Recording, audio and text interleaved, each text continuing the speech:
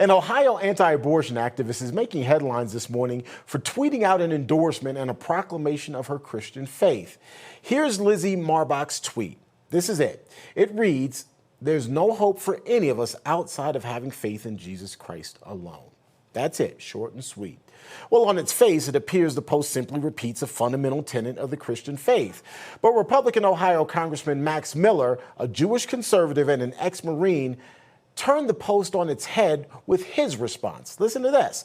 "This is one of the most bigoted tweets I have ever seen. Delete it, Lizzie. Religious freedom in the United States applies to every religion. You have gone too far," he writes. Lots of people came to the defense of Marbach after the controversial tweet, criticizing Miller for his lack of understanding of religious liberty. One of the people taking aim at the Jewish conservative is his congressional colleague from the other side of the aisle, Representative Ilhan Omar of Minnesota. Her response? No. Stating the core beliefs or principles of your faith isn't bigoted as Lizzie did. It's religious freedom, and no one should be scolded for that. It's also wrong to speak about religious freedom while simultaneously harassing people who freely express their beliefs, she writes. Lucas Miles, host of Church and State with Lucas Miles, joins me now to flesh all of this out and talk a bit more about it. Lucas, good afternoon. Hey, thanks for having me.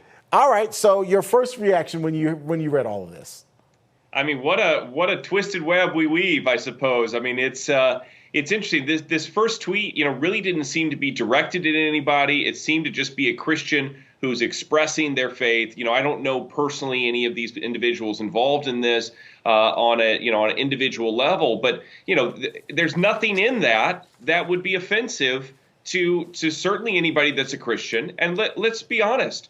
Jews believe that they're God's chosen people.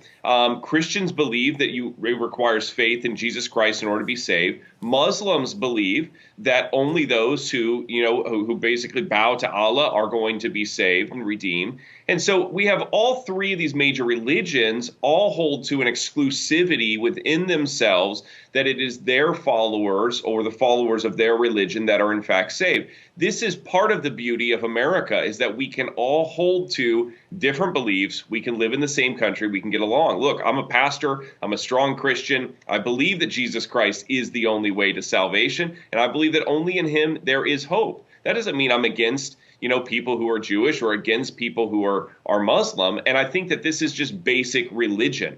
Now, it's interesting that Omar is the one who sort of comes to his defense. I think that it sort of begs some motives and questions here. She's right in the statements that she makes about religious freedom. But, if he were another Muslim tweeting this out, if he were maybe a radical leftist tweeting this out, would she have had the same response? I'm unsure. The fact of the matter is he's a conservative Jew, and Omar seems to be very quick to go to bat here.